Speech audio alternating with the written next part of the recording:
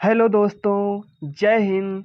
देवा क्लासेस के इस वीडियो लेक्चर में आपका स्वागत है। आज हम कंप्लीट करेंगे भारत के प्रमुख अभयारण्य, उद्यान एवं जैव मंडल रिजर्व। तो देखेंगे कौन से मोस्ट इम्पॉर्टेंट क्वेश्चन हैं जो परीक्षा में बार बार देखने को सैकड़ों बार पूछे जा चुके हैं, चाहे वह एसएससी हो, रेलवे हो या यूपीपी हो या कोई भी स्टेट एग्जाम हो। तो अधिकतर इनसे क्वेश्चन देखने को आपको मिलते हैं। तो चलिए हम इनको कवर करते हैं, और मैं उससे पहले आपको गारंटी देता हूं कि यदि किसी राष्ट्रीय उद्यान, अभयारण्य और जैव मंडल रिजर्व से क्वेश्चन बनता है तो इन्हीं क्वेश्चनों में से आपको क्वेश्चन देखने को मिलेगा। तो निश्चित होकर आप सिर्फ एक वीडियो यह देख लीजिए पूरा कंप्लीट, निश्चित तौर पे आपके प्रश्न हल होंगे परीक्षा में। तो चलिए चलते हैं अपने प्रश्न के तरफ और देखते हैं कौन से वे मील के पत्थर साबित होने वाले क्वेश्चन हैं। तो चलिए, पहला क्वेश्चन हमारा है, नामदफा नेशनल पार्क किस राज्य में स्थित है? नामदफा नेशनल पार्क किस राज्य में स्थित है? तो इसका सही जवाब हो जाएगा अरुणाचल प्रदेश। तो भूलिएगा नहीं कि अरुणाचल प्रदेश।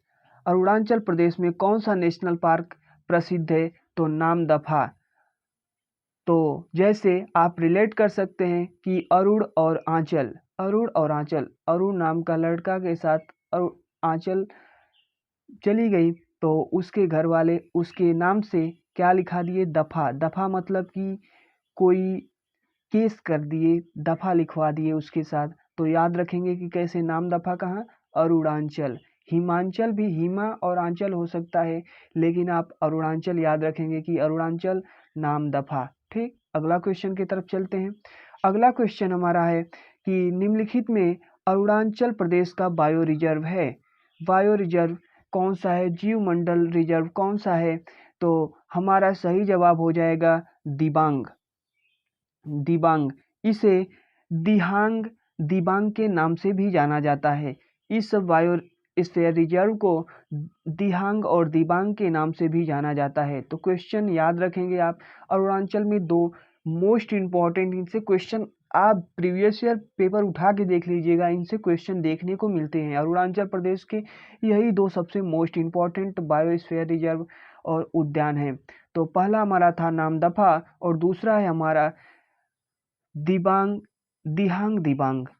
याद रखेंगे आप। अगले क्वेश्चन की तरफ चलते हैं। अगला क्वेश्चन देखिए, अगला क्वेश्चन है, डिब्रू सैखोवा अभयारण्य निम्न में कहाँ स्थित है?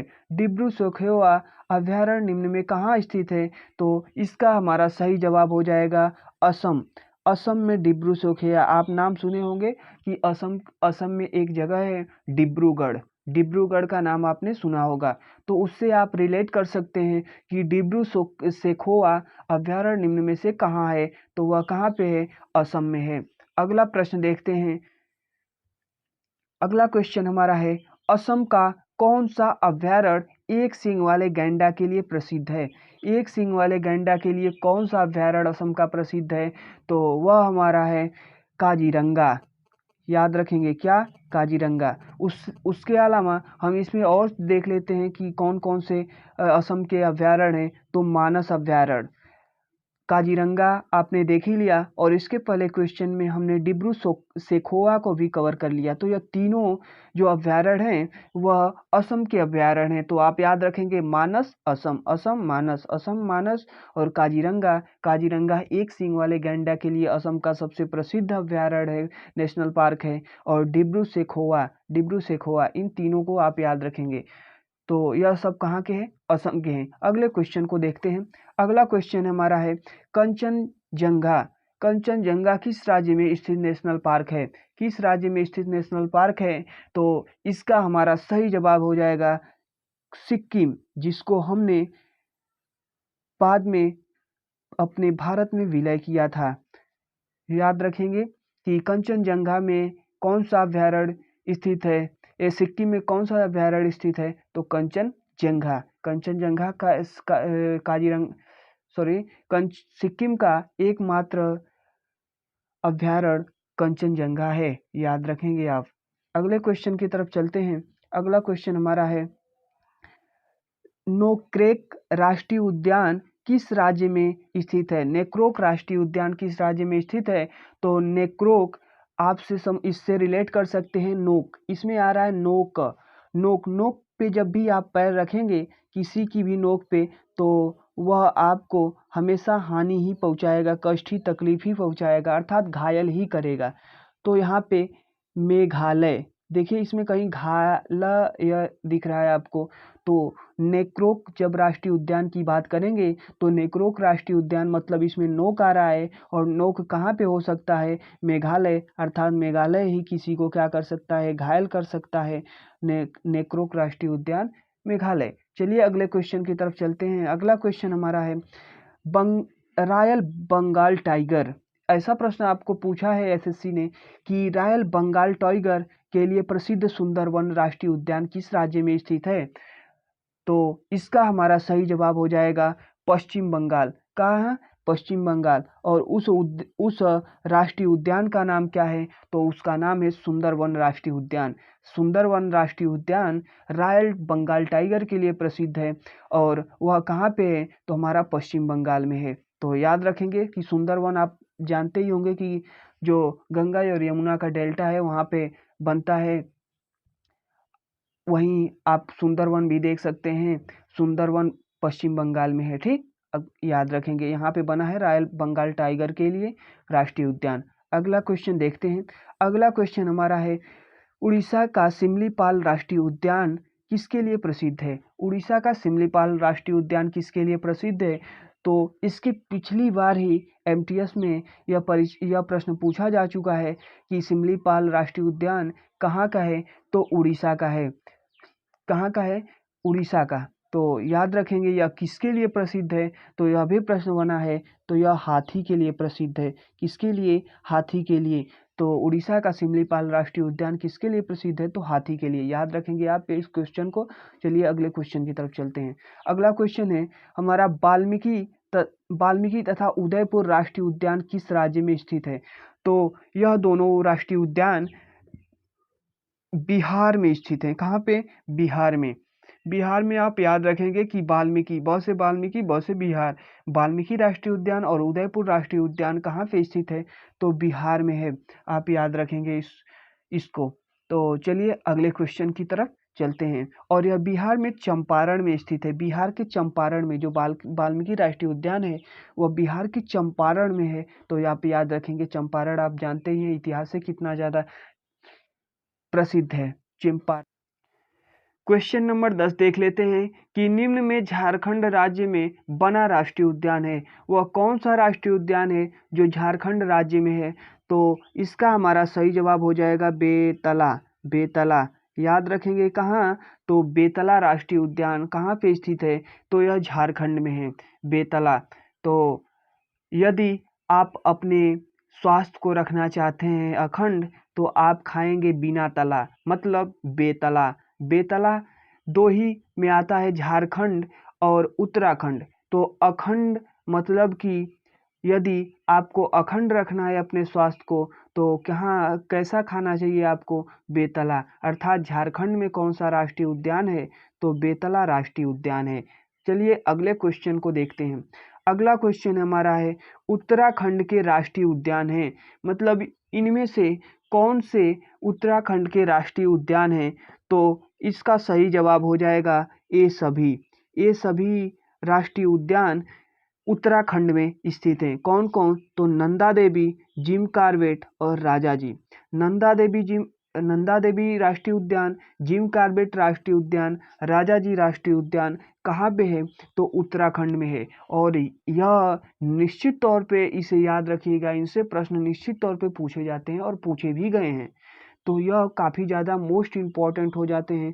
तो इन्हें इम्पॉर्टेंट मार्क करिएगा और निश्चित तौर पे इन्हें तैयार करिएगा आप कि उत्तराखंड के राष्ट्रीय उद्यान कौन कौन से हैं? तो नंदा देवी, जिम कॉर्बेट और राजा जी। याद रखेंगे। चलिए अगले प्रश्न की तरफ चलते हैं। जो भारत का पहला राष्ट्रीय उद्यान बना था, इसमें से एक और तथ्य रिलेट करेंगे कि भारत का पहला रामगंगा नदी पर यह बना राष्ट्रीय उद्यान था जिसका नाम है जिम कॉर्बेट। और यह कब बना था? तो 1936 में बना था। कब? 1936 में। 1936 में बना था यह राष्ट्रीय उद्यान, जिम कॉर्बेट राष्ट्रीय उद्यान, याद रखेंगे आप। तो अगले प्रश्न की तरफ चलते हैं, अगला प्रश्न देखते हैं। अगला क्वेश्चन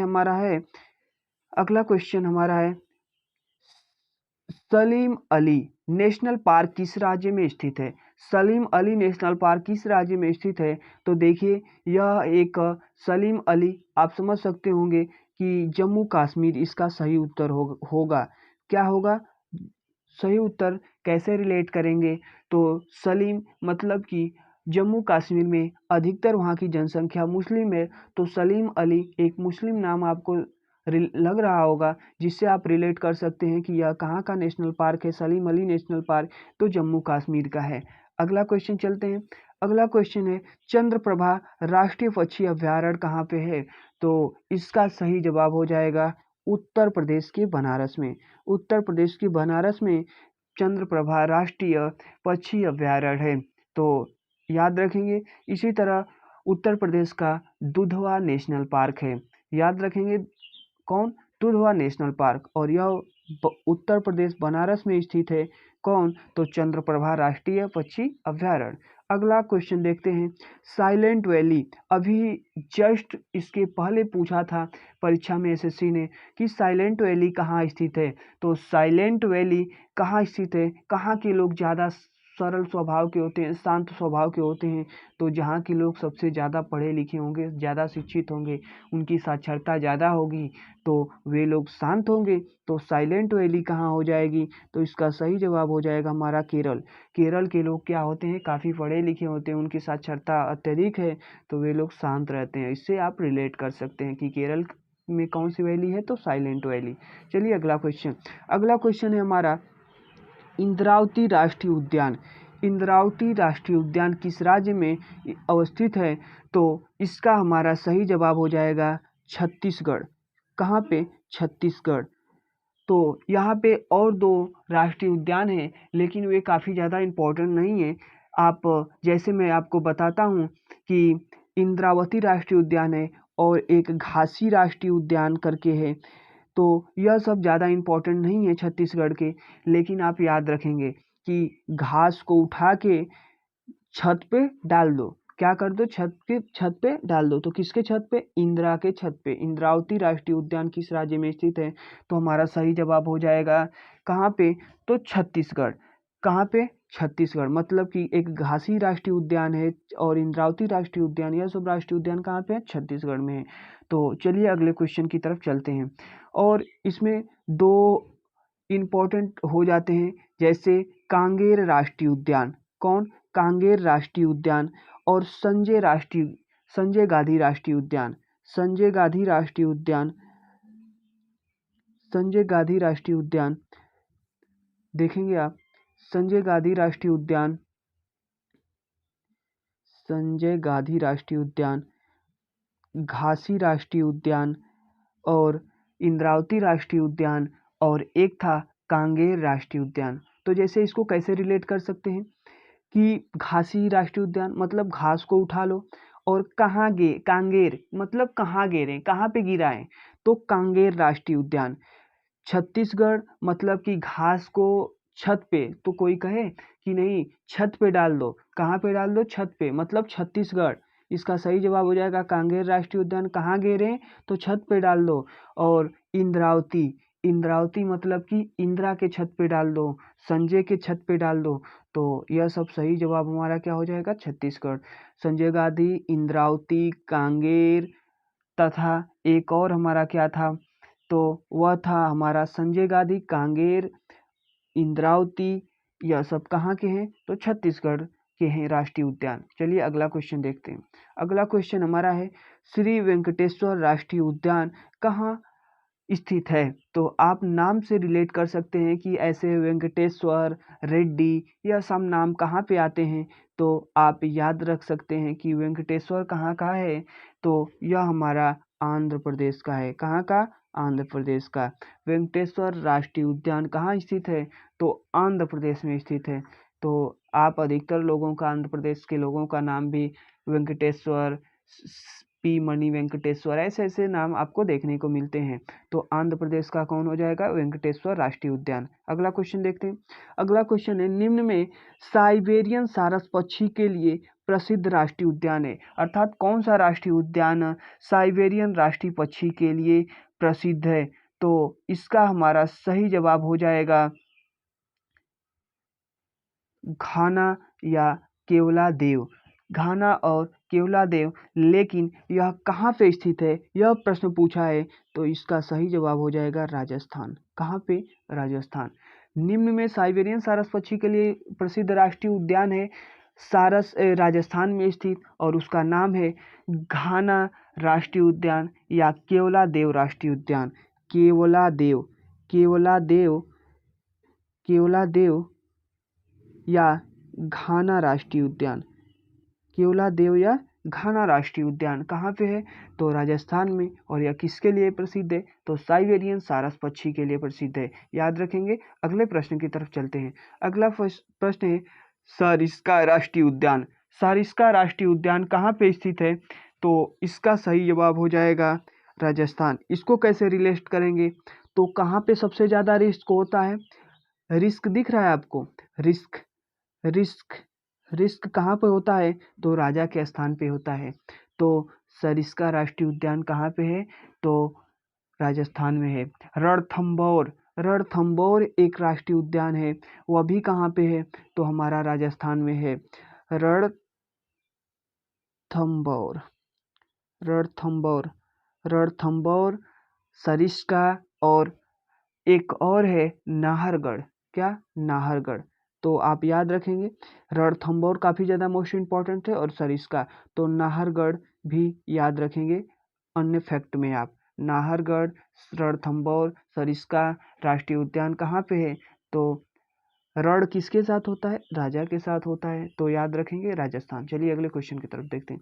अगला क्वेश्चन है, नाल सरोवर पक्षी अभ्यारण्य कहाँ स्थित है? नाल सरोवर पक्षी अभ्यारण्य कहाँ स्थित है? तो यह पक्षियों के लिए है।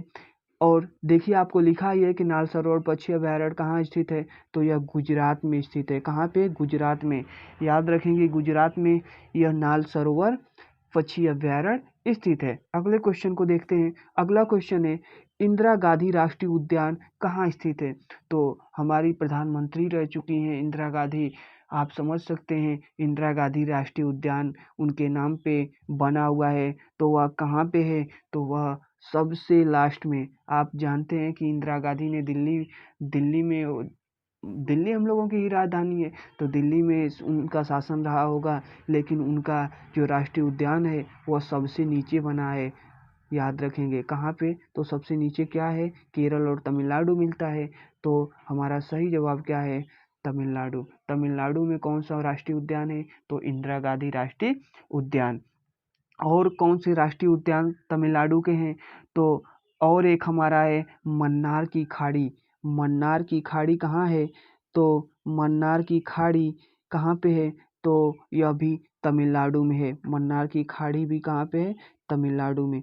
तो यह याद रखेंगे, मन्नार की खाड़ी और तमिलनाडु में इंदिरा गांधी राष्ट्रीय उद्यान है। अब हमारी स्लाइड यहीं ख़त्म होती है। इसके बाद हम अगली वीडियो में आपसे मिलेंगे, लेकिन इतना मात्र 20 क्वेश्चन आप तैयार कर लीजिए, परीक्षा में इससे क्वेश्चन बाहर नहीं जाएगा, इतनी गारंटी है आपके लिए। तो आप इतना वीडियो देखने के लिए आपका धन्यवाद और थैंक्स फॉर वाचिंग। और इस तरह हम अपनी वीडियो को यहीं समाप्त करते हैं। यदि वीडियो अच्छी लगी हो, इससे आपको थोड़ा भी मदद मिले, तो निश्चित तौर पे हमारी मेहनत के लिए आप अपने दोस्तों को शेयर करें और सब्सक्राइब करें और सपोर्ट करें, ताकि हम फ्री में इसी तरह आप लोगों को कंटेंट प्रोवाइड करा सकें, जिस तरह गरीब बच्चे भी अपने को एक सरकारी नौकरी के लिए प्रिपेयर कर सकें। तो इस फ्री लेक्चर के सीरीज में हमारी वीडियो ऐसे ही आती रहेंगी। यदि आपको ऐसे ही वीडियो चाहिए तो चैनल को निश्चित तौर पे सब्सक्राइब कर लीजिए, आपको इसी तरह की वीडियो जिससे मिलती रहेंगी। तो चलिए, धन्यवाद।